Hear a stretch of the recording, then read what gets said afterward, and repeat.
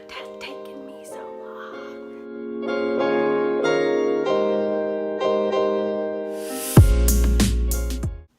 It's the end of May.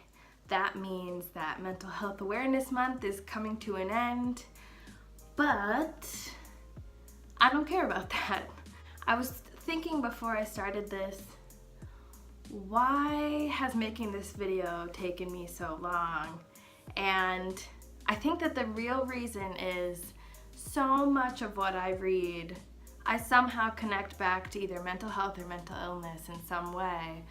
And part of me thought, is that all I read? And is everything that I read now a recommendation? Because I work in the mental health field and I'm just a mental health minded person, it was kind of challenging to do. So some of these books, to me, they're not clinical. I said in the last video, these are not as clinical, but they definitely are, and I'm just into them because that's my field. But I feel like these books are not clinical, but you may get something from them that's either pretty heavy or just helpful in general, so I'm gonna talk about them. So can we just take a moment? I love this shirt. It's from Bookshelf Tees, and I used Books on Her Brain coupon code, and I'm gonna put it in the description below because I'm obsessed with this shirt. Obsessed. It's like the perfect color, and it's so soft, and it's everything. First group of books I'm going to share with you are books that I've accumulated since high school. Some of them are fiction, some of them are nonfiction. Let's get into it. I recently went to a Dave Eggers book signing, and he had posed the question at this event of what is the book that got you into reading or made you into a reader. And for me, these two books were the books that did it for me, and they are Cut and The Perks of Being a Wallflower. It wasn't until I was really getting into middle school that I read Cut, and then realized that I really gravitate towards stories that feel real or are about real people or real experiences that people have gone through, especially like coming of age or getting through really tough times in life. Those are the books that have always consistently sucked me in. And Cut is a really challenging one. It is triggering to some people. I just want to put that out there just in case, because it does involve cutting. It's really heavy and in depth and detailed, and it can be challenging to get through, but to me it just feels so visceral and real that you get a lot of insight into what's going on for that person and really what that means to cut. And then Perks of Being a Wallflower, I feel like, is a classic for some. Maybe that's people my age. To me, this just felt really different, and it felt really validating as a teenager that was sort of I don't know, really confused by some of the more raunchy topics at the time. It talks about sex and drugs and friendships and things like that. Is now a movie. Which I think is really cute, but of course the book is better. Looking for Alaska was a book that really served me at the time that I read it, and I read really mixed reviews about it, and I think that it really depends how old you are and what you're going through when you read it. This really got to me. It is heavy at a certain point, and you think you're going somewhere with this book and end up going somewhere completely different. And I can see why some people would like that and some wouldn't. That totally makes sense to me.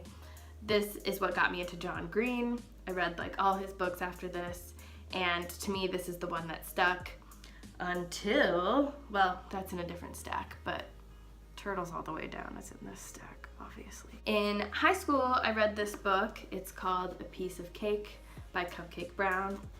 I recently rediscovered Cupcake Brown, and I just want these two experiences to be disconnected, because this to me was so shocking, so jarring, so unlike my own experience that it really stuck with me. I actually don't recommend this to a lot of people because it's hard to gauge who can hold this kind of story. Just because it might not be for everybody, but it details her experience really going through life in a pretty heartbreaking and challenging way, and it really scared me at that time in my life, just because she goes through so much. There's so much triggering material in this, especially for women, because there's so many things that she goes through that only a woman can go through, that it's a lot. But I've been meaning to reread this just because I wonder if it would affect me differently now, or if it would just make me more angry that she had to go through these experiences. I don't know, probably that. Know myself enough to know that that will happen. When I finished grad school, I wanted like some mental health reads, but not like so clinical. And so my two happy mediums for that were Room and Brain on Fire. Brain on Fire is also on like audiobook on Hoopla and all those like library audiobook websites right now. They were both really great, really different. This is really scary because she goes through things pretty randomly that completely impact her mental health, physical health, everything, out of nowhere. And I think that that can be pretty alarming for people, but her story is so raw and so real. Clearly a theme for things I'm interested in. Room, to me, was just heartbreaking, and it's written from the perspective of a 5-year-old boy who was born by his mother, who was kidnapped at a younger age and held in captivity and is being raised in one room. It was really hard to get through because it's written from that 5-year-old's perspective, but so heartbreaking, the things you have to put together like based on that innocence in writing. Oh, it's just so good. And it's a movie with Brie Larson, who is my queen. In the past 2 years, these books served me in a variety of ways. When I started getting back into reading and like really on Bookstagram and everything, this book really met my needs a lot. This book is fiction, but I feel like, I mean, there's no way it's not inspired by things in real life. It touches on homelessness, mental illness, hospitalization, self-harm, all the things in that area, and a lot of like identity development, which I'm always here for. But this is definitely like, you have to be interested in these kind of books to pick a book like this up. Similar to like Piece of Cake and Looking for Alaska. Like they're fiction and they're heavy, but you can at least get some comfort in that, like, they're not someone's actual story, but definitely are. I don't know. I can't give you comfort in that. You either like this or you don't. But this was a really good one, and it re-sparked my love for reading after grad school and starting my career and everything. This was a really great one. I also read these two at that same point in time, One of the Boys and My Lovely Wife in the Psych Ward. One of the Boys was really challenging just because I don't read a lot of perspectives from men that often, and I didn't really realize that until I read this, because this is a story about a father that takes on custody of his 2 boys, but like he lied to get that and is also like really going through a lot, and these boys are witnessing so much that they shouldn't be witnessing. Really heartbreaking, but also a really interesting perspective for me, and kind of reminded me that I need to be more intentional about picking books that aren't just female focused, because that kind of leads me down a path that I don't want to be stuck on. This is a good one. This was also from a male perspective, about his wife who starts to experience bouts of psychosis, and psychosis is a topic that really interests me. I've talked about this in depth in other videos, but psychosis is a really challenging topic for me to understand, and I get more out of my learning experience from hearing like real life stories as opposed to like a clinical perspective. So I really loved this book, especially because it was from somebody witnessing that experience and not necessarily going through it themselves. Not that I don't want to read that, I definitely do, but this is something that I feel like is less common to come by, and thought it was really fantastic. Turtles All the Way Down, which to me was John Green really upping the ante and facing a lot more mental health and mental illness issues directly. And it's so fantastic. I've written about this on my blog, I've written about it on Instagram, I've talked about it here. Definitely a great one to read on the topic of anxiety, which can be so broad and so general, but this book really does it justice. The Hate You Give. I have not talked about this enough, and that makes me really sad.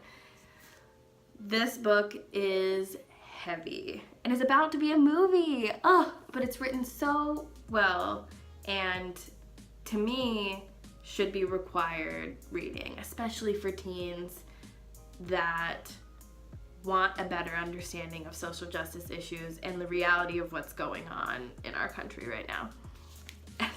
And has been going on forever. But that's why this book is so hard to talk about, because I can't stop, and it's a lot, and it's not something that people are always willing to dive into all the time. But we need to, and it's important, and this book really promotes that in a way that I feel like is digestible and less intense.